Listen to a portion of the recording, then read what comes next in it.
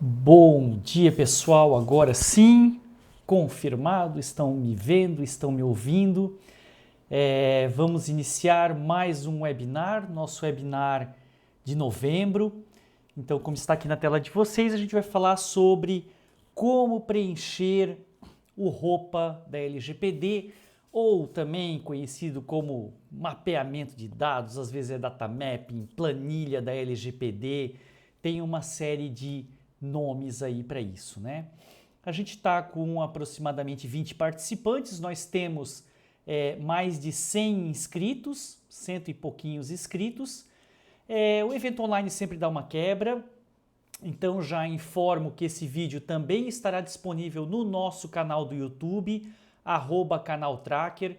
Quem não conhece ainda nosso canal do YouTube, entra lá, se inscreve, tem muito material de conscientização de segurança, com dicas tanto para os colaboradores da sua empresa, conscientização de segurança, material para vocês usarem dentro da empresa, pode usar à vontade, como também tem informação para profissionais de segurança, privacidade e proteção de dados lá no canal do YouTube, no @canaltracker. Procura lá no YouTube. Muito bem. Então vamos começar a falar sobre nosso tema de hoje. O pessoal vai chegando aí, a gente está com 25 participantes. Como eu disse, aproximadamente 100 inscritos. Dá uma quebra boa no online, mas o pessoal vai chegando aí com o tempo, tá? Fiquem à vontade, eu estou vendo o chat aqui em tempo real, então fiquem à vontade para interagir pelo chat. Pode me mandar pergunta, eu respondo na hora ou dependendo do time ali, eu deixo a resposta para depois. Mas, por favor, interajam ali no chat, fiquem à vontade para mandar comentários, observações, complementos também e perguntas ali no chat, tá? Lá no final, dependendo do nosso tempo, a gente pode abrir o microfone e também quem quiser fazer algum comentário, fica à vontade para fazer o comentário. Dálcio está aí presente, bom dia Dálcio, e vários colegas aí, clientes, ex-clientes e também pessoal aí parceiro de negócio, participando aí do nosso webinar, né? O último aviso que eu quero dar para a gente entrar, bom dia Vanessa, não sei se eu posso dar o spoiler da Vanessa, mas a gente vai divulgar aí nos nossos próximos eventos, não vou dar muito spoiler agora. Última questão então, a gente tem um webinar mensal, tá? É um evento mais longo, esse nosso webinar ele é mensal, ele é um evento mais longo, de um conteúdo mais robusto. E a gente tem as nossas lives, Live Tracker, perguntas da semana, toda quarta-feira, 12h50. Então fiquem à vontade também para entrar na nossa live, 12h50, voltou do almoço, entra lá na nossa live. Ela é transmitida tanto pelo YouTube, quanto pelo Instagram e pelo LinkedIn. Beleza, pessoal? Então aí, motores devidamente aquecidos. Bom dia, Danilo. Bom dia, Eliel. Vamos ao nosso tema. Webinar Como Preencher o Mapeamento ROPA da LGPD, né? Vou fazer aqui a minha apresentação para quem não me conhece ainda. Sou o Paulo Silva, sou diretor de consultoria da Tracker Segurança da Informação. A Tracker está há mais de 15 anos no mercado, então a gente já vem falando de segurança da informação há muito tempo. Quando as empresas eram muito resistentes à segurança da informação, a gente já falava sobre segurança da informação. Hoje está tranquilo, né? Hoje as empresas sabem que precisam, sabem que a segurança da informação é necessária, é só pegar aí e fazer um bom trabalho. Então a gente já está há mais de 15 anos aí na estrada da segurança da informação, da privacidade e da proteção de dados. Eu sou doutor pela Federal de Santa Catarina, na área de segurança da informação e tenho a certificação das principais normas, auditor líder 27001 pela BSI e 27701 pela ABNT, e também atuo como professor de pós-graduação. Graduação já fui faz muito tempo, né? Mas pós-graduação aí eventualmente em algumas instituições. Legal? E aí vamos para o nosso tema. Pessoal, vamos falar do mapeamento do ROPA da LGPD, né? Todos nós temos um desafio dentro da nossa empresa, que é preencher essa tal dessa planilha, preencher esse mapeamento. Vocês já sabem que isso é essencial para o cumprimento da Lei Geral de Proteção de Dados. Tem que ter a planilha, tem que ter o mapa, quer dizer, eu tenho que ter, basicamente, o que eu quero responder? quais dados pessoais estão sendo tratados, em que processos, quem está fazendo o que com os dados pessoais aí na empresa, né? Eu vou ficar falando aqui muito planilha, planilha, planilha, mas já tem empresas, inclusive clientes nossos, que têm sistema para isso, tá? Isso pode estar sistematizado num sistema de informação, ou pode estar web, local, ou pode estar numa planilhazinha básica lá do Excel, tá? Eu aqui vou ficar falando de planilha e a gente tem esse desafio. E por que que isso é um desafio? Todos nós aqui, profissionais de privacidade. Se fosse para gente, o que que eu tenho visto na empresa, no mercado, né? Se fosse para a gente preencher, pô, tranquilo, show de bola, né? Chego lá, preencho, nossos colegas que estão aqui, o Eliel, a Vanessa, o Márcio, né? Chego lá, preencho e estava resolvido. O primeiro problema do preenchimento do roupa é que não é a gente que preenche. A gente precisa contar com a participação essencial das áreas, dos setores que precisam preencher isso aí. Então a gente precisa do envolvimento e da conscientização das áreas. Num primeiro momento, esse é o maior desafio, porque se fosse para o profissional pegar e preencher, tava super tranquilo, né? Mas a gente precisa do comercial, do financeiro, do RH, da industrial, quem é indústria, retaguarda, quem é serviço. Então a gente precisa de todas as áreas preenchendo. Antes mesmo de entrar aqui no roteiro, o que eu quero dizer sobre isso, né? Formação de duas estruturas essenciais. O Comitê de Segurança da Informação, quem me conhece sabe que eu sou assim um super fã do Comitê de Segurança, é uma peça essencial para tudo, para a segurança da informação, para a privacidade e para a proteção de dados. Então eu preciso do Comitê de Segurança e mais ainda, aqui para o Roupa, o grupo de trabalho em privacidade e proteção de dados, que é o pessoal que vai botar a mão na massa. O Comitê de Segurança é um pessoal mais gerencial, estratégico, diretoria gerencial, esse nível aí, né? O grupo de trabalho, que é quem vai botar a mão na massa, pegar a planilha e preencher mesmo, é um grupo mais operacional. Por experiência nossa, o que eu quero trazer aqui nesse webinar? A nossa experiência, tá? Pode estar certo, pode estar errado, não é uma regra, mas é a nossa experiência do que a gente tem sentido no preenchimento do roupa. E a primeira questão que a gente tem sentido, claro, precisa do envolvimento das áreas, eu preciso de um grupo de trabalho, e esse grupo de trabalho, a gente tem tido mais sucesso com um grupo mais, por incrível que pareça, um grupo mais operacional. O que é isso? Às vezes, eu preciso que o comercial preencha, eu preciso que o financeiro preencha lá os processos do roupa, né? Então a gente preferencialmente não pega o gerente do comercial ou o coordenador, não pega o cara de liderança aqui, né? Isso, ó, pô, legal, Ednei aí, participação, aqui na Lunelli funcionou muito bem com esse grupo. Às vezes a gente tem assim, não, vou mandar a planilha pro gerente preencher, né? Nem vou pensar em diretor. Vou mandar a planilha pro gerente preencher. Mas o gerente é um cara que está sobrecarregado, ele já é gestor, ele tem um monte de reunião, não vai ter tempo para fazer isso. Então a gente tenta assim, ó, o que nós temos trabalhado? Gerente, pega teu braço direito, pega alguém aí que é operacional, que é um analista, mas que conhece dos processos do setor, tá? E bota essa pessoa para preencher, tá? Então a gente tem formado o grupo de trabalho em privacidade. Vou usar o exemplo aqui, por exemplo, do Cicobi, tem vários colegas do Cicobi aqui presentes, né? O Cicobi tem lá os guardiões da privacidade, muito legal.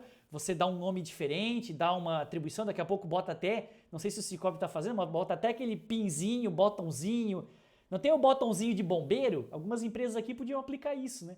Tem o botãozinho de bombeiro, eu já vi empresas com o botãozinho da privacidade. Então o cara lá, ele pendura no crachá, eu sou o cara da privacidade aqui no setor.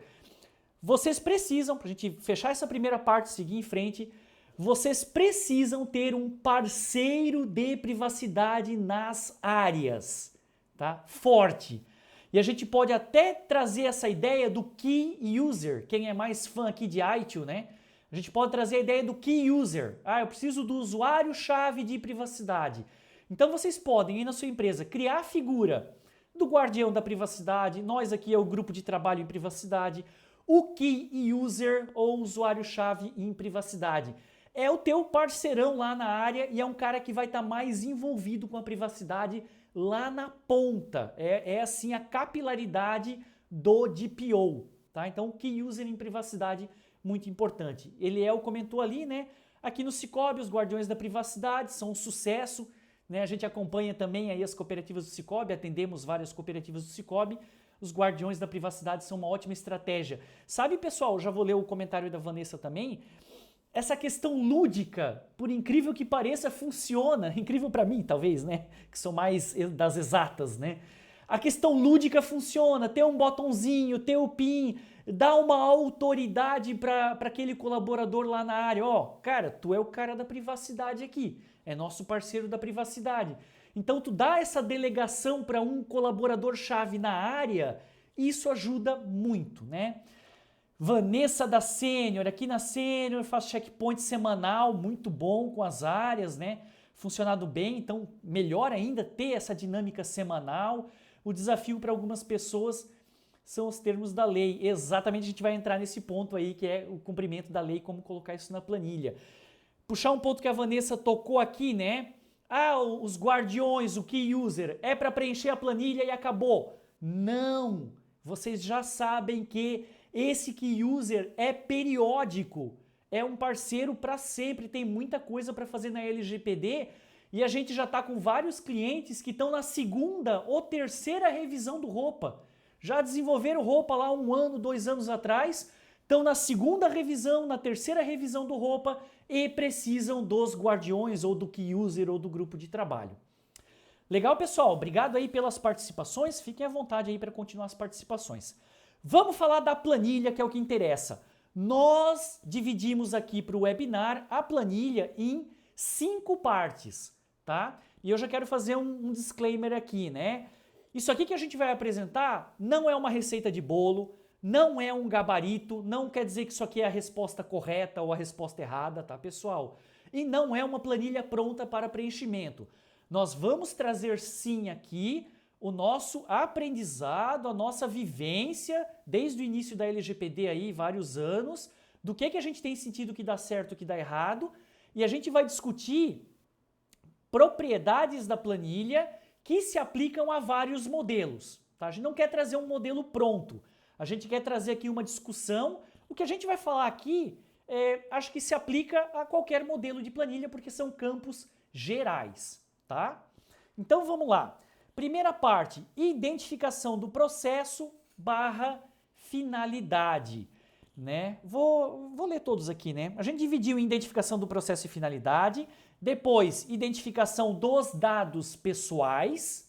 Então eu tenho que dizer no que eu estou trabalhando e depois a identificação dos dados pessoais, e tem vários dados ali que eu tenho que colocar sobre os dados pessoais. Depois talvez venha a parte mais difícil para o usuário da ponta, como a Vanessa comentou, né? Assim, pá, eu tenho que definir as bases legais, as hipóteses de tratamento, e ali o colaborador tem que entender um pouquinho mais da lei, né? A Vanessa pediu para levantar a mão, eu vou deixar para o final, Vanessa, por causa do nosso time, tá? Se tu quiser, muito obrigado pela tua participação, comentar ali no chat, ou com certeza eu abro depois para você no final os comentários. Só, não pediu? Desculpa então, Vanessa. Não, a Vanessa Marques pediu ali, tá? A Vanessa Marques Silva. Fica à vontade, Vanessa, depois pro seu comentário. Não a Vanessa Starb, não sei bem certo o sobrenome da Vanessa ali, tá? Mas depois no final eu passo para a Vanessa ali e abro o microfone para todos no comentário, tá? Só por causa do nosso time para a gente vencer aqui o conteúdo primeiro, tá? Então, bases legais, complicado para os usuários da ponta. Vem a parte aqui, quem é mais de tecnologia, os sistemas envolvidos. Então, lá no ROPA tem que estar os sistemas envolvidos. Quais sistemas são utilizados no tratamento de dados? E isso daqui, eu já vou puxar a linha para o pessoal de TI que está aqui. Isso aqui é a ponta do iceberg, porque a partir dos sistemas envolvidos, citados lá no ROPA, tem uma série de tratamentos para fazer nos sistemas, tá? Tem avaliação de segurança, tem pentest, tem um monte de coisa em cima dos sistemas envolvidos. A quinta seção que a gente dividiu aqui o roupa são os compartilhamentos de dados. E aí a gente vai falar um pouquinho no que para mim é o segundo maior problema. O primeiro maior problema são as bases legais. Como transmitir isso para o colaborador para que ele faça o preenchimento. O segundo maior problema é a eterna discussão sobre controlador e operador. Tem muita discussão. Ah, o cara é controlador, compartilha os dados com outra empresa. E aí? Ah, o cara é controlador, o cara é operador, é controlador. Tem muita discussão sobre isso. A gente vai tentar avançar nesse sentido aí também, tá? Então vamos falar o básico aqui e entrar na primeira parte, identificação do processo / finalidade. E aqui a gente tem campos muito básicos, é o começo de tudo, né? A gente tem o responsável do setor, alguém tem que responder por esse negócio, assinar embaixo. Ah, mas não pode o DPO preencher tudo e tá tudo no nome dele? Não é boa prática, nem vou dizer que pode ou não pode. Não é bem visto, não é boa prática. Tem que ser um responsável de setor a preencher. E vou dizer para vocês uma prática que a gente faz aqui na Tracker. No final do preenchimento, a gente separa os processos daquele setor, vamos supor comercial. Ah, o comercial foi lá, preencheu tudo, o João do comercial, hipotético aqui, o João do comercial foi lá e preencheu tudo. O que a gente faz no final? A gente fala assim, ó, eu separo todos os processos do João do comercial num documento, mando esse documento por e-mail para o João assinar eletronicamente, claro, né? Num ClickSign da vida, de ForSign, alguma coisa assim, DocSign, alguma coisa assim. Então a gente pede, em alguns casos, na maior parte dos casos, uma assinatura eletrônica do responsável que preencheu, tá? O João, o Pedro, Paulo, pronto, né? Fulano aí qualquer, ó, vem cá, você fez o preenchimento aqui, ó, agora tu vai assinar embaixo. Se der problema com esse negócio aqui, você vai responder junto. Eu não quero dizer assim, ah não, culpa é tua, não é nunca procurar culpado, mas é responsabilizar. A gente tem um problema, a Vanessa comentou isso numa reunião nossa no passado, né, essa semana passada, que assim, acho que foi a Vanessa, o preenchimento coerente, não foi uma cooperativa do Cicobi, tá? O preenchimento íntegro, a gente tem um problema que é o preenchimento íntegro da planilha, que é o preenchimento correto, eu preciso que o cara preencha com completude, preencha tudo, esteja correto. Então, o pessoal às vezes da área vai lá, preenche de qualquer jeito, só para se livrar do trabalho, entrega e está acabado. Então, também a gente tem que fazer essa amarração, né? Estou usando o meu suposto aqui, João, né? Genérico. Então, eu estou assim, ô João, ô Pedro, ô Paulo, ô Maria, né? Você fez o preenchimento, mas quem é que me garante que você preencheu com cuidado, com atenção? Como é que eu amarro a tua responsabilidade nesse preenchimento? Nós tiramos um relatório, a Vanessa comentou ali também, né? Nós tiramos um relatório e desse relatório a gente manda para o cara assinar. Então, muito importante o responsável do setor, né? A Vanessa da Sênior comentou ali, eu criei um termo de encerramento de mapeamento de dados. Muito legal, bem isso aí, né? Amarrar, quem já é sistêmico, acho que tem log, tá dentro do sistema, o pessoal do Cicobi, né? Que usa lá o Cicobi SGPD. Tá dentro do sistema, tranquilo, o cara já entrou com usuário e senha e tal. Quem é planilha do Excel, talvez tenha que ter essa prática de, vem cá querido, assina aqui o que tu preencheu, tá? Muito importante. Até para dar um encerramento, como a Vanessa comentou, porque o cara vai preenchendo, mas querido, quando é que eu sei que tu terminou? Não, tu terminou quando? Terminou? Beleza, então assina aqui, a revisão de 2024 tá pronta, da sua área, do seu setor, tá? Então, quem é o responsável, qual é o setor ou diretoria e o processo ou finalidade? Aqui vem o primeiro dilema, né? Nós já vimos modelos em que tem só processo, só finalidade, a coluna para preencher ali na planilha, né? Então, eu já vi modelo que tem só processo, modelo que tem só finalidade e modelo que tem os dois, processo e finalidade. O conceito, a meu ver, de novo, não é uma resposta correta, não é um gabarito, a gente não é dono da verdade aqui, é a nossa percepção. A nossa percepção é de que o conceito de processo e finalidade se confunde nesse preenchimento. Vou trazer um exemplo para vocês. Eu sempre gosto de usar exemplo do RH, porque todo mundo, bem ou mal, é cliente do RH. Todo mundo é colaborador, é cliente do RH. Todo mundo conhece mais ou menos o setor do RH, né? Então, assim, processo de admissão. Ah, beleza. Processo é admissão.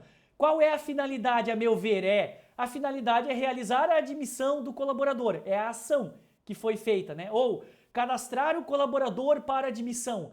Então veja como, no que a gente tem visto de vários e vários exemplos, é uma linha muito tênue entre o processo e a finalidade. O processo é a caixinha do que é feito, a finalidade é para que eu faço aquele processo.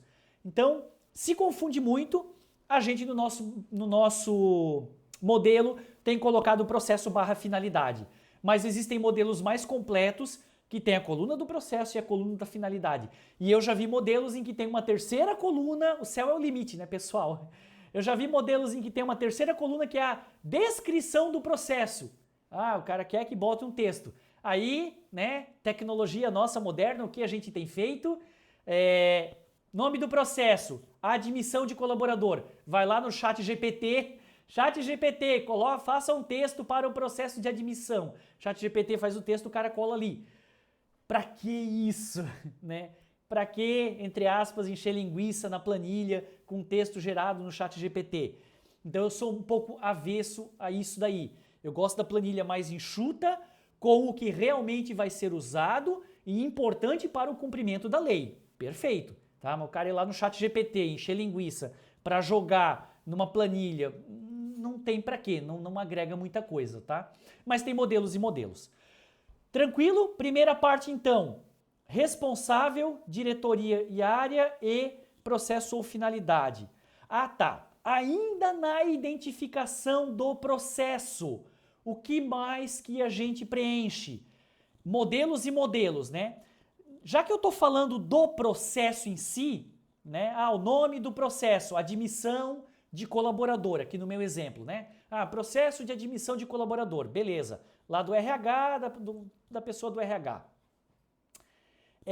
Aqui a gente talvez já coloca a transferência internacional. Eu atrelo isso, tem que estar em algum lugar, não precisa estar nessa primeira sessão, tem que estar em algum lugar e a gente já coloca a transferência internacional na identificação do processo, porque ela é ligada ao processo como um todo, né?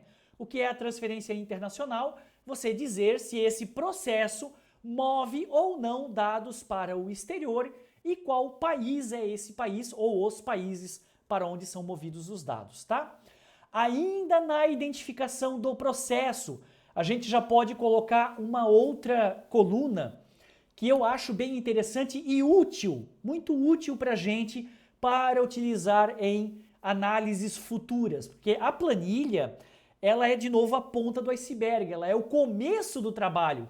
Tem gente que analisa assim, não, terminei o roupa, tá resolvida a LGPD. Não, o roupa, tu fazer o mapeamento, fazer a planilha, é o começo do trabalho da LGPD. Porque a partir da planilha eu tenho uma série de desdobramentos. Vou trazer um exemplo aqui. Da transferência internacional, eu vou ter que revisar todos os contratos em que tem transferência internacional. Eu vou ter que revisar toda a transferência para ver se ela vai para um país com lei compatível, né? Ou com contrato que tenha proteção de privacidade. Então, tudo que a gente colocar na planilha tem desdobramentos de análise depois, tá? Próxima coluna aqui seria o tipo de pessoas envolvidas. A gente também chama isso de perfil titular, categoria de titular, tá? Então eu posso ter aqui uma coluna lá, perfil titular ou categoria de titular ou tipo de pessoa envolvida, que é o quê? Ainda no processo, sobre quem são esses dados. Eu tenho lá admissão de colaborador. O perfil titular é o colaborador. Os dados envolvidos nesse processo são do colaborador. Ou o perfil titular, o tipo de pessoa envolvida. Os dados desse processo são do cliente, do fornecedor, do médico, do conselheiro, do parceiro de negócio, do associado, do sócio da empresa.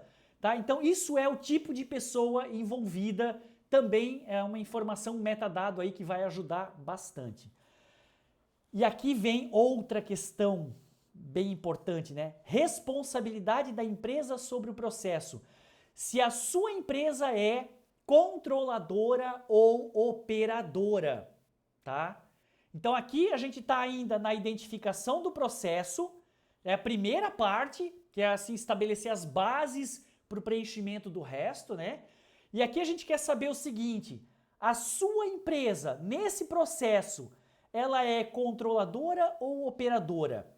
E o que quer dizer, já vou ver a pergunta do Fábio, mas o que quer dizer essa questão de controlador ou operador?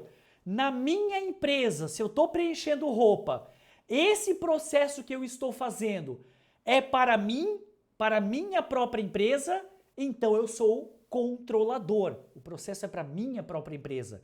Ah, não, esse aqui é um processo que eu estou fazendo para um cliente meu. É um processo que eu estou fazendo para uma empresa que eu sou o prestador de serviço dessa empresa.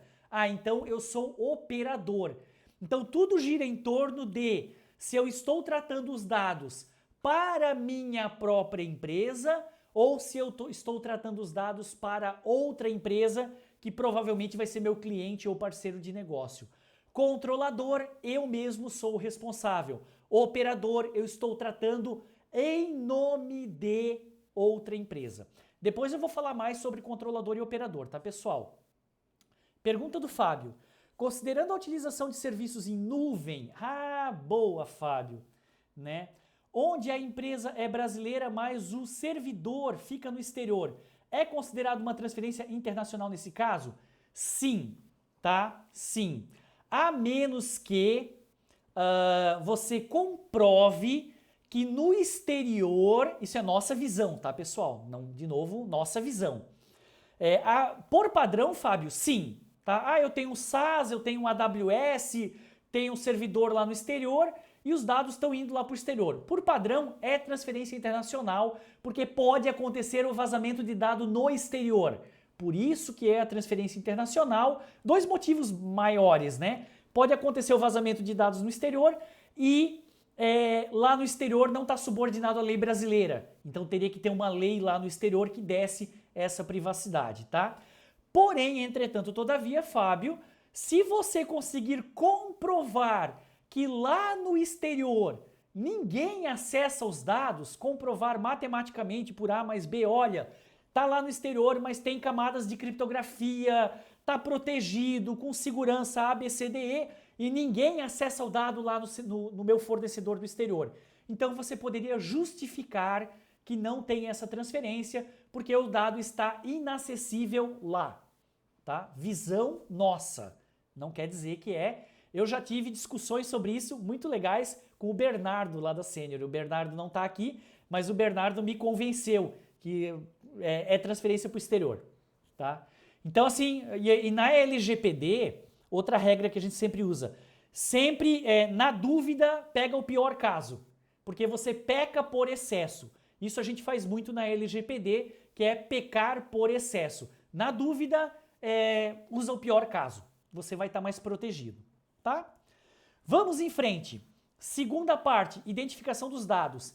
E aqui eu quero trazer uma prática que a gente faz na Tracker, que nos ajuda muito. Nessas 5 sessões, a gente não pede para o usuário, para o colaborador lá da área, preencher a linha toda. A gente pede para ele preencher primeiro toda a parte da identificação do processo. Olha só, imagina a planilha, né? Tem as 5 sessões e tem as linhas. A gente não pede para ele preencher a linha toda. A gente fala assim, querido, primeiro preenche todos os teus processos, só a identificação do processo. Depois que você terminou, bateu o martelo sobre a identificação dos processos, aí você vai para as próximas sessões. Porque essa primeira parte, ela varia muito. O cara não sabe se ele está agrupando o processo, não está agrupando, abriu demais, não abriu demais. Então o que a gente faz? A gente primeiro valida a primeira sessão, fecha com a área, RH, por exemplo, né? Querido do RH, tu vai ter 6 processos? Batemos o martelo? Batemos. Show de bola. Então, congela esses 6 processinhos aí, fechamos, E agora vamos falar de dado pessoal, base legal e tudo mais. Entende o retrabalho? Se eu peço para o cara preencher a linha toda e depois ele fica agrupando o processo, abrindo o processo, ele não está com certeza nos processos ainda. Então eu não peço para responder os dados de trás, só o básico primeiro, até bater o martelo nos processos. Ah, batemos o martelo nos processos, o cara da área tem certeza que aqui na identificação do processo ele vai ter 6, 7, 8 processos. Daí a gente segue em frente. Eu estou entregando ouro aqui hoje, né? Mas a webinar é para isso mesmo. Quer ver uma outra métrica que a gente tem? 5 a 10 processos por setor. Essa é uma métrica de qualidade que a gente trabalha. Ah, é um gabarito? Não. É uma regra fechada? Não. Mas é um indicador de que a pessoa está numa faixa adequada. Então a gente tenta trabalhar de 5 a 10 processos por setor. A gente está lá na consultoria e o cara respondeu 3 processos. A gente volta lá na área e dá mais uma forçadinha, né? O cara, pô, 3 aqui, será que tu não tem mais nada mesmo? Ah, tenho, não tenho e tal. Da mesma forma, o contrário. Ah, o cara respondeu 12 processos.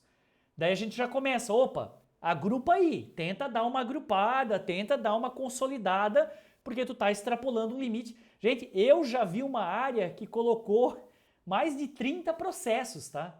Então é complicado. Tem certo e errado? Não tem.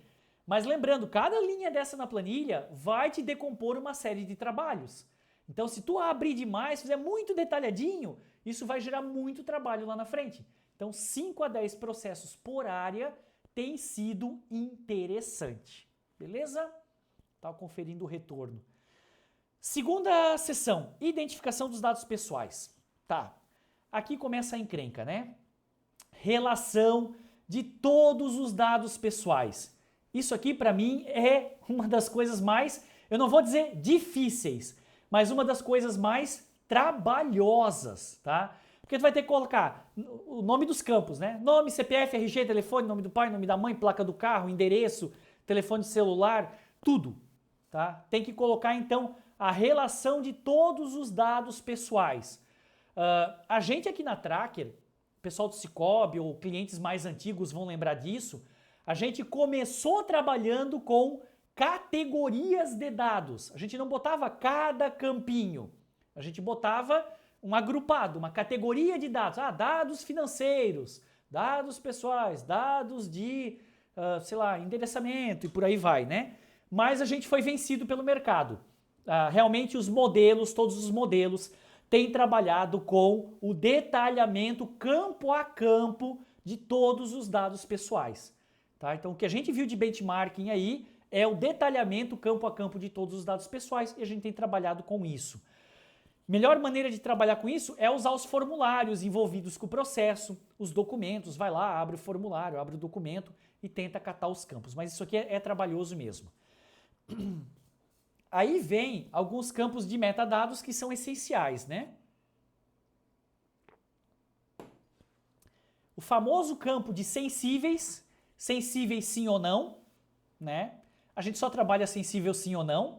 Lembrando que, vocês já sabem, sensível não é uma palavra qualquer. Sensível é um conceito da lei. Então tem que entrar lá na lei, Ctrl+C, Ctrl+V, dá a cópia lá do que é exatamente o sensível, né? Médico, biomédico, biométrico, étnico-racial, sexual, político-partidário, aquela coisa toda lá do sensível. Então, sensível é o conceito da lei, tá? Não é assim, por exemplo, uma coisa que é interessante, financeiro. Financeiro não é sensível. Mas financeiro é muito importante, mas não se enquadra no conceito de sensível, tá? Então tem que ter sensível sim ou não e tem que ter o menores sim ou não. Já vou ler a pergunta da Flávia. Tem que ter o menores sim ou não também, tá? O mais básico é esse, sensível e menores. O que nós gostamos de colocar? Eu não coloco mais esse financeiro, multimídia. Tem vários modelos, tá, pessoal? Então dá para separar em financeiro, multimídia, cadastral. Eu gosto de colocar ainda hoje o documento físico, sim ou não. Eu gosto de saber se aquele processo gera ou não papelada, papel. Então mais uma coluninha que a gente coloca ali é o documento físico, sim ou não. Beleza? Vamos à pergunta da Flávia. Na identificação dos dados pessoais, no mapeamento do processo de preenchimento da ASO, sim, é a parte de saúde ocupacional, né? Devo considerar peso e altura como dado sensível? Pior que sim. Pior que sim, porque lá na lei fala biométrico, tá? E biométrico é qualquer medida biológica, medida corporal. Então a gente... É triste, né? Então assim, acaba que peso e altura é dado sensível, e aí o pessoal aqui que é do direito vai saber melhor do que eu, tá ligado à honra da pessoa, à integridade da pessoa, e vai que a pessoa não quer que se divulgue a altura dela, ela tem um trauma com a altura, aí a gente entra em questões jurídicas pessoais, né? Ah, peso, a pessoa não gosta do peso dela, se sente ali mal com o peso e não quer que isso seja divulgado, tá? Então, peso e altura é biométrico. Quer ver uma coisa, né? Isso gera bastante debate. E tu quer ver um debate pior ainda, Flávia? Um debate assim, ó. A simples foto de uma pessoa é biométrico? Tá? Eu peguei muito essa discussão. Ah, eu tenho a foto do Paulo. A foto é biométrico? Então, existe uma corrente de interpretação que considera que sim, a simples foto da pessoa é pior ainda, tá, Flávia? Porque tem uma corrente de interpretação que considera que a simples foto é biométrica porque é possível extrair as medidas da face. Eu sou da outra corrente de pensamento que não. Para mim, a simples foto não é biométrico. A simples foto não é biométrico. Eu sou dessa linha de interpretação, né? Porque eu não tenho as medidas. Mas aí sim, a partir do momento que se pega uma foto e se extrai, tem as medidas do rosto, né? Têmpora, distância do nariz, não sei o quê. A partir do momento que você pega uma foto e extrai as dimensões, as medidas do rosto, isso passa a ser sensível, tá? Então, gente, se a simples foto for biométrico, então a foto de um RG, de uma CNH, já vai ser dado sensível? Aí ferrou com tudo, né? Mas assim, são correntes de interpretação. Eu ainda considero que a simples foto não. Mas o peso e a altura, Flávia, não tem como escapar. É biométrico. Vou trazer um outro exemplo aqui, vou falar demais, que é o seguinte, nós tínhamos um cliente que ele dava brinde para os colaboradores. Tá? E aí, para dar o brinde, também considerava chinelo, calçado, não sei o quê, ele tirava as medidas corporais. Ah, a gente quer dar uma camiseta de brinde para você final do ano, e a gente tirava as medidas, pedia lá, talvez até o PMG. PMG acho que não é, né? Mas assim, eles extraíam as medidas corporais para dar um brinde. Então era péssimo negócio, porque tu tá extraindo um dado sensível para dar um brinde. Outro problema que eu não quero me alongar demais aqui, religião. Lembre-se que religião é dado sensível. E a gente pegou muitas empresas que questionavam a religião no processo de admissão. Não é boa prática. Por que você está questionando a religião, que é um dado sensível, no processo de admissão, tá? Obrigado, Flávia. E aí chegamos numa outra encrenca, só melhora, né? Volume. Volume é um campo essencial do ROPA, tá? Volume de tratamento de dados. Qual é o volume dos dados que são utilizados? Volume é um campo essencial de tratamento de dados do ROPA e é um campo bastante complicado de se calcular. Então eu tenho que colocar em cada processo a dimensão do volume, tá? Ah, pega lá o meu exemplo que eu estou dando aqui, né? Processo de admissão de colaboradores. Ah, mas quantas admissões a gente faz por mês? Qual vai ser o volume, tá? Quantas admissões a gente faz por mês? Quantas admissões a gente faz por ano? Quantas admissões a gente já fez na vida, tá? Então, isso é o volume, a quantidade de transações, a quantidade de vezes que você faz aquele processo, tá? Importante, aí algumas dicas para se trabalhar com o volume. Trabalhar em grandeza de valores, não em valor exato. Esquentou aqui. Trabalhar em grandeza... Meu ar não vai? Foi.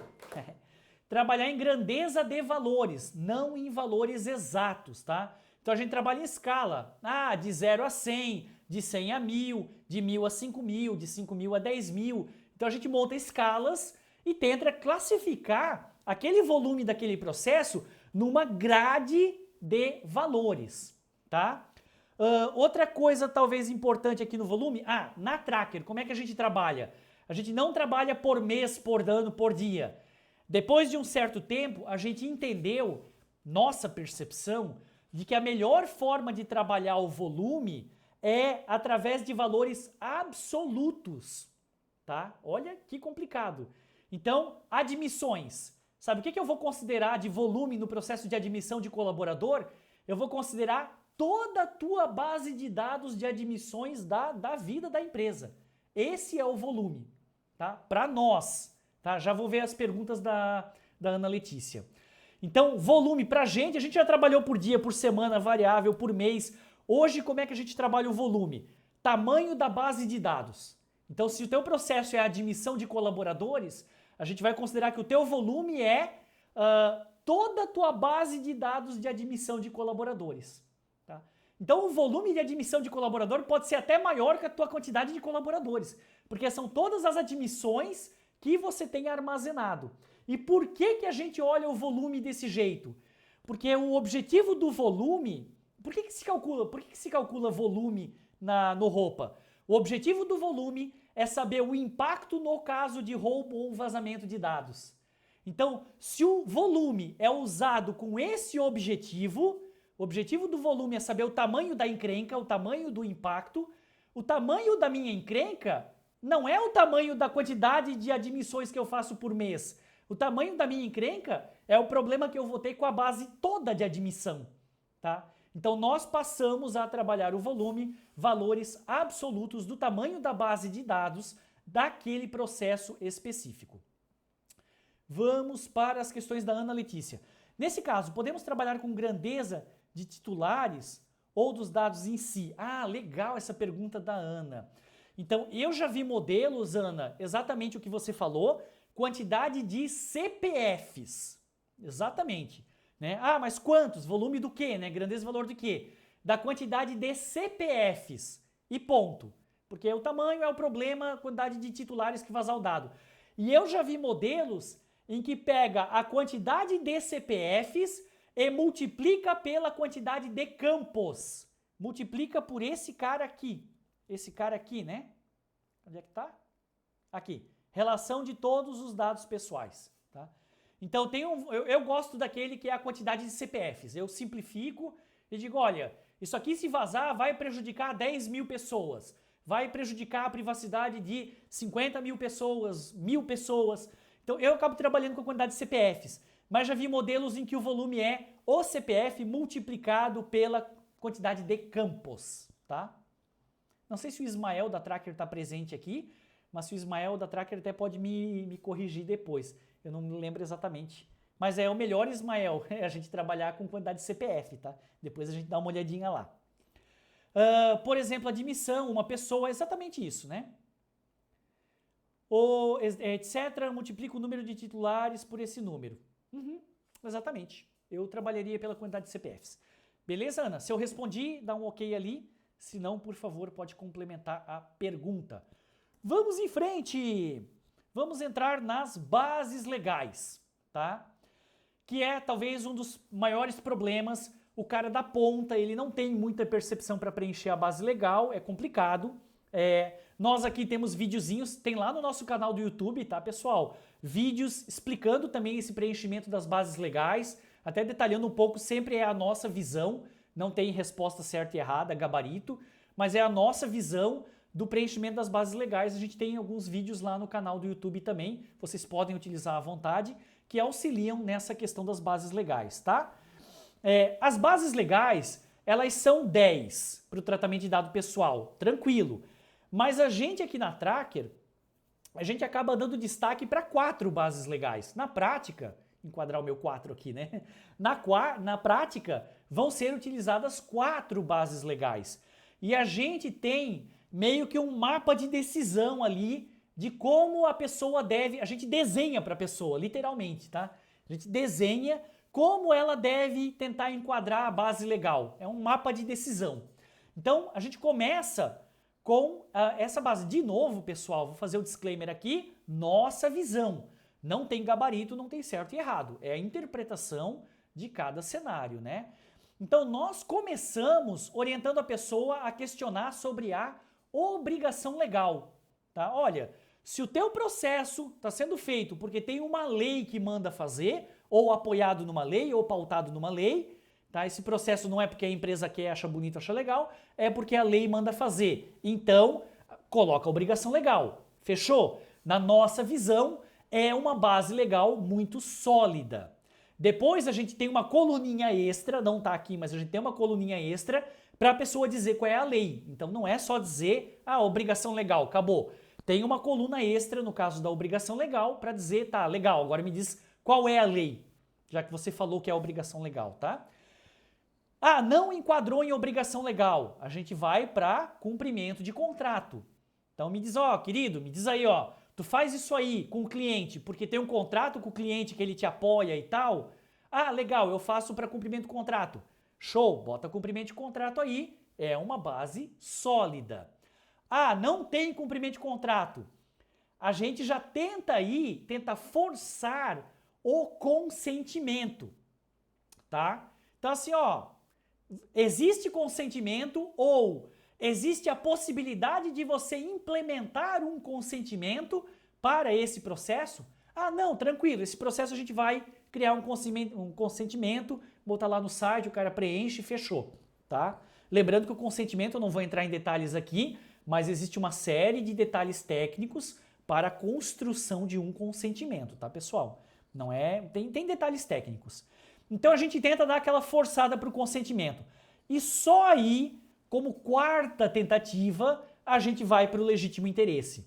Tá? Então a nossa abordagem é de tentar fugir um pouco do legítimo interesse. Vou fazer o contraponto aqui. Eu já vi situações em que a empresa queria o legítimo interesse. Tá? Eu já vi de colegas dizer assim, não, aqui na nossa empresa, por padrão, joga tudo legítimo interesse que tá show de bola.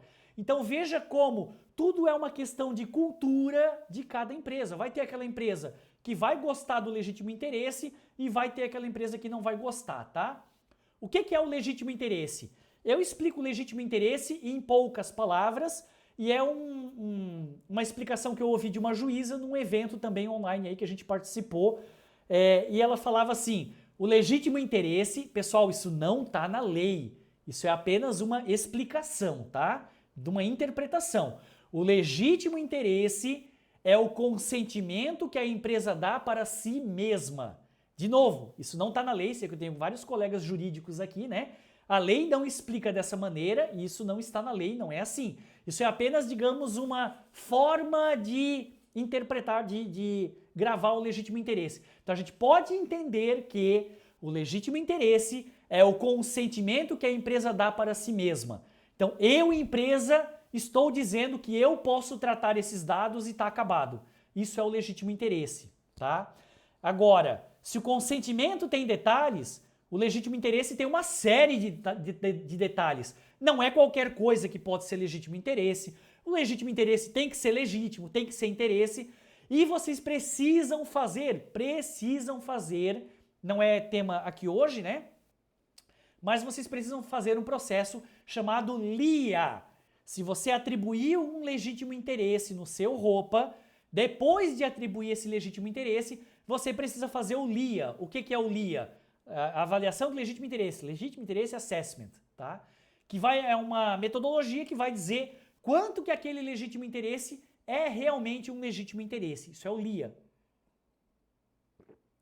E a relação aqui entre legítimo interesse e consentimento, eu na Tracker trato muito assim, eu digo para o meu cliente, você quer se incomodar antes ou você quer se incomodar depois? Porque um determinado processo, que não é obrigação legal, não é cumprimento de contrato, ele pode ser legítimo interesse ou ele pode ser consentimento. A empresa pode escolher, isso aqui eu quero, eu mesmo digo que posso e está acabado.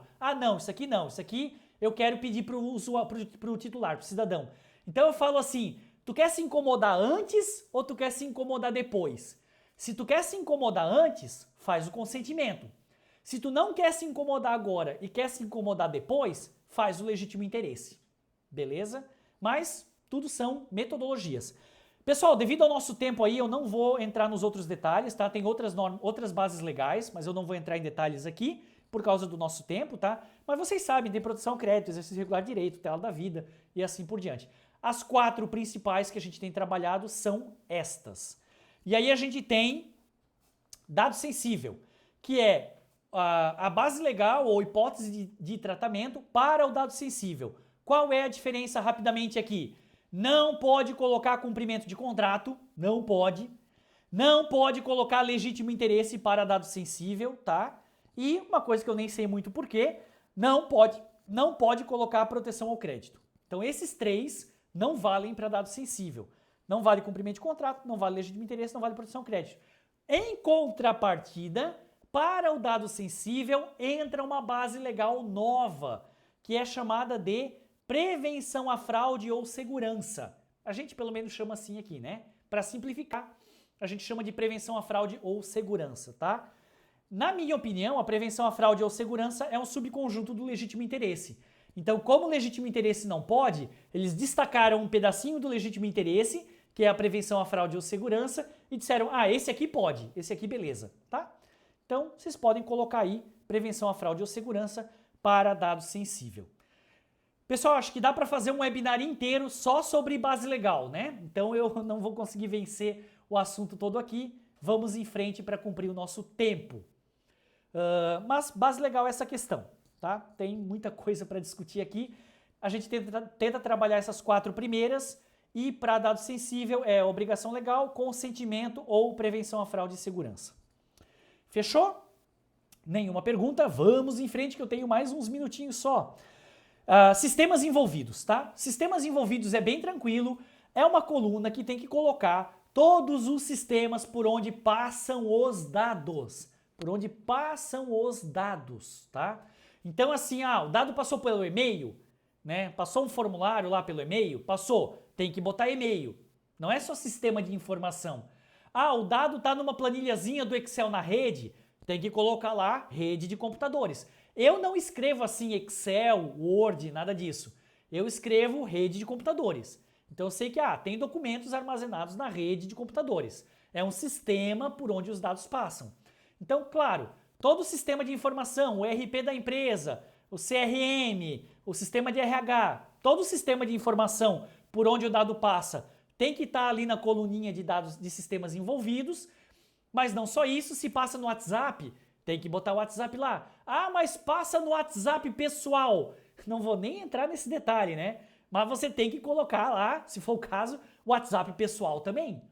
Mas não pode, Paulo. Pois é, ou tu esconde e outro não faz. Não tem muito para onde fugir, né? Se tu esconder é pior ainda, documenta e melhora o processo. É melhor do que esconder. Então tem que colocar e-mail, WhatsApp, rede de computadores, tudo por onde passa o dado pessoal, tá? No nosso modelo é uma coluna só, sistemas envolvidos, joga tudo ali dentro. Existem modelos em que a gente tem separadamente cada coluna. Sistemas envolvidos na coleta, no armazenamento, no acesso, no compartilhamento, na eliminação, etc, etc. Então tem modelos mais complicados que abrem cada coluna e tem modelos mais simples, como é o nosso, por exemplo, que junta tudo numa coluna só, tá? Aí aqui eu vou falar de avaliação de segurança, que tem que ser feita depois, gestão de acesso, não vou entrar muito em detalhes, nosso tempo tá acabando. Uma coisa importante, 2 sistemas envolvidos têm uma série de coisas que precisam ser feitas depois. É isso que eu quis dizer aqui nesse slide, tá?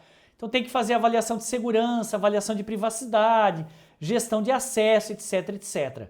Tudo isso é decorrente do ROPA. Sempre lembrando essa máxima. O ROPA não é o fim da LGPD. O ROPA é o começo da LGPD. A partir do momento que o ROPA está pronto, tem uma série de análises tratativas para serem feitas depois. Beleza? Vamos para a etapa final, que o meu tempo está acabando. Quem me conhece sabe que eu gosto muito de cumprir o horário, né? Quinta e última parte, compartilhamento de dados. Então, lembrando que sempre que a lei fala de compartilhamento, é compartilhamento com partes externas. Eu já vi modelos em que solicitavam o compartilhamento interno, tá? Tem modelo super complexo e tem modelo super simples. A gente tenta ficar no meio do caminho. Então eu já vi modelos que inclusive falava, ah não, tu tem que descrever o compartilhamento interno. Vanessa colocou ali, né, uso interno e externo. Legal, o que a gente às vezes interpreta, dentro da empresa é uma coisa só.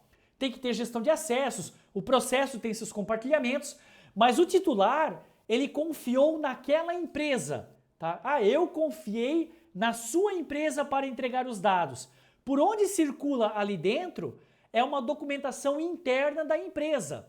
Não precisaria estar no ROPA, mas como a Vanessa colocou ali, eles têm isso documentado no ROPA, melhor ainda, tá? Fica mais completo, não prejudica nada e fica mais completo. Ó, validar-se o compartilhamento de setores, pode haver riscos, exatamente.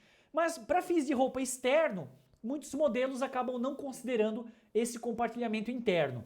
Então, o compartilhamento, vamos pensar aqui no compartilhamento com partes externas, ele é com outras empresas, mas não só isso, com qualquer parte externa. Às vezes o pessoal fala, ah não, é o que eu compartilho com outra empresa. Não necessariamente, é o compartilhamento com partes externas. Então, você compartilha com um CPF que é externo, você tem um prestador de serviço, mesmo que ele seja uma MEI, ou ele é um RPA, né, Recibo de Pagamento Autônomo. O cara é um CPF mesmo, ele é um RPA, Recibo de Pagamento Autônomo, ou ele é um MEI, você também tem que botar no ROPA, porque ele é uma parte externa, tá? E aí se discute aqueles terceirização, o cara trabalha dentro da empresa, mas ele não é CLT. Acaba que, a meu ver, assim, ele é uma parte externa, porque ele não é CLT, ele não está dentro da empresa, tá? Ele tem que ser regido por outras regras, outras políticas. Ele acaba sendo, se olhar bem no detalhe, ele acaba sendo uma parte externa, tá? E aí, esse compartilhamento com parte externa pode ser um compartilhamento com um operador ou com um controlador. E aqui é que vem a encrenca para o colaborador da ponta. Beleza, eu compartilho com a contabilidade externa, mas essa contabilidade externa, ela é um controlador ou um operador? Ah, a gente compartilha aqui com a Unimed, tem vários colegas da Unimed aqui, né? Vou usar a Unimed como sendo uma compartilhada na empresa, né? Ah, na nossa empresa aqui a gente tem plano de saúde, a gente compartilha com a Unimed.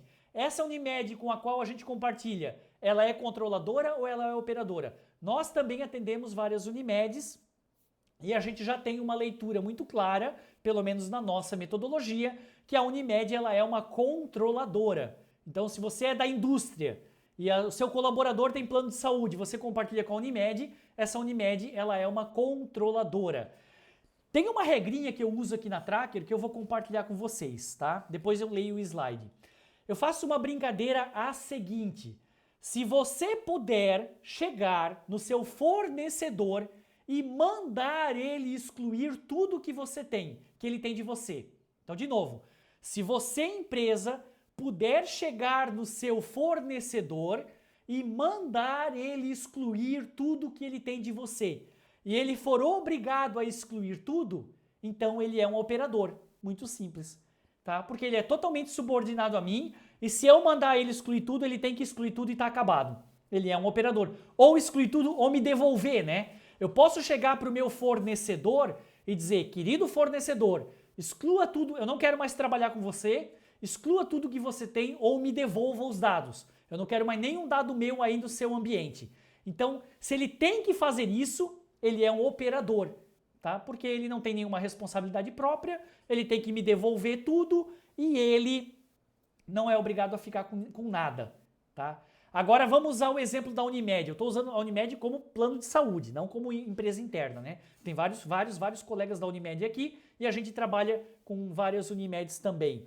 Vamos pegar o exemplo da Unimed. Ah, eu sou uma indústria, meu colaborador tem plano de saúde e aí eu vou chegar lá na Unimed e dizer, Unimed, apaga tudo que tu tem aí do meu colaborador. A Unimed não tem que apagar tudo. Tem coisas que a Unimed tem que ficar porque são responsabilidades internas da própria Unimed. Ela tem históricos, ela tem prestação de contas que ela tem que ficar. Então veja como ela não tem essa característica da subordinação. Ela tem responsabilidades próprias, tá? Então essa é a característica do controlador. Ele tem responsabilidades próprias e o operador não, tu manda apagar tudo e pronto. Vanessa também colocou ali que Ah, eu sou operadora e controladora em vários processos. Complexo. Legal. Bom que a Vanessa me lembrou de comentar isso, né? Lembre-se sempre que estourou o nosso tempo, mas esse assunto aqui é o meu último slide e ele é muito importante. Quem puder ficar mais 5 minutinhos, eu agradeço. Se não, depois, pessoal, vai estar gravado lá no YouTube também. Então, assim, lembra que o papel de controlador e operador é por processo, não é uma coisa absoluta. Eu posso ter um fornecedor que ele é operador em determinados processos e controlador em outros. Então não é um papel absoluto, é um papel relativo ao processo, tá? Bem rapidinho aqui para a gente cumprir o nosso tempo. O operador, ele responde a um controlador. O controlador não responde a ninguém. Ele é próprio responsável, tá? Não tem operador, não tem responsabilidade própria. Controlador tem responsabilidade própria. Operador é subordinado ao controlador. Esse cara não é subordinado a ninguém. E aqui uma característica da Tracker que a gente tem observado. O operador, ele tem assim um papel, a gente tem observado isso cada vez mais, isso não está na lei, não é nada, é uma percepção nossa. O operador, cada vez mais, ele é um terceirizador de processos internos do controlador, tá? Então, é um processo que, obrigado Dalcio, até a próxima. É um processo que eu podia fazer dentro de casa, mas eu resolvi terceirizar. Então, cada vez mais, isso é um operador. A gente identifica por essa característica. Um processo que eu poderia fazer dentro de casa, mas resolvi fazer fora. Então é grande chance é um indicador, é grande chance de que isso é um operador. Vamos pegar o exemplo do plano de saúde? Será que na minha indústria eu poderia fazer o plano de saúde dentro de casa? Até poderia, mas ninguém faz, não é prático. Então, o plano de saúde não é um processo interno que eu resolvi fazer fora. Agora, vamos pegar o exemplo que eu gosto de usar da contabilidade terceirizada. A contabilidade aqui da nossa empresa a gente terceirizou, tá? Então a contabilidade é terceirizada. Contabilidade terceirizada é muito, muito provável, é grande característica de ser um operador, tá? Isso é a contabilidade terceirizada. Obrigado, Vanessa, também. Sei que já está na hora do pessoal almoçar, né? Pronto, último slide. É o último? É o último slide. Vamos lá. O que eu quero falar para encerrar sobre a questão de controlador e operador? É isso aqui, ó. Acima de tudo, quem manda é o contrato. Tá? No contrato entre as partes, deve estar descrito o papel de cada parte. Olha, a parte A se considera controladora, a parte B se considera operadora, ou a parte A e B são controladoras. Então, essa discussão de controlador e operador fica muito subjetivo. Mas eu acho que ele é um controlador, eu acho que ele é um operador, eu me vejo como controlador, eu me vejo como operador. Tirar essa subjetividade toda é a partir do contrato, tá? O que vai dar lá o A mais B ali, né? Tirar a dúvida. Mas será que realmente esse meu parceiro é um controlador, é um operador? É fazer o aditivo contratual. Ali tem que estar dizendo cada parte se é controladora e operadora. Para fechar, só um exemplo, nós já mandamos em cliente nosso, nós já mandamos formulário de avaliação de operador para fornecedor de cliente nosso, e o cara respondeu dizendo, eu não vou preencher, porque eu sou controlador. Então olha só, nós tínhamos uma percepção de que aquele fornecedor era o operador, e a gente mandou para ele um formulário de avaliação de operador. E ele falou, não tenho que preencher coisa nenhuma, porque eu sou controlador. Então também vai muito não, é o mais importante, é a percepção entre as partes. Isso é o mais importante, tá? Então tu até pode classificar no teu roupa, acho que é isso, acho que é aquilo, mas tu tem que ter no papel depois classificado como é que cada parte se vê, tá? E aí tá encerrada a dúvida de uma vez por todas essa história de controlador e operador, tá, pessoal? Com isso a gente passou por todas as etapas, eu estourei 4 minutos aí, não gostaria de ter estourado. Muito obrigado pela participação de todos. Eu posso ficar mais uns minutinhos se alguém quiser levantar a mão ou fazer pergunta, tá? Esse vídeo vai estar disponível no nosso canal do YouTube, @canaltracker. E para encerrar também, lembre-se que a gente faz live todas as quartas-feiras, 12h50. Temos a Live Tracker, todas as quartas-feiras, 12h50, perguntas da semana. A gente pega 5, 6 perguntas que aconteceram em consultoria durante a semana e a gente discute essas perguntas na nossa live. A live é transmitida tanto pelo Instagram, YouTube e LinkedIn. Então entra lá, quer achar a nossa live, entra lá no Instagram, YouTube ou LinkedIn nosso, 12h50 na quarta-feira, a gente vai estar ao vivo lá, tá? Obrigado pela atenção de todos, foi um webinar muito legal, até a próxima, valeu!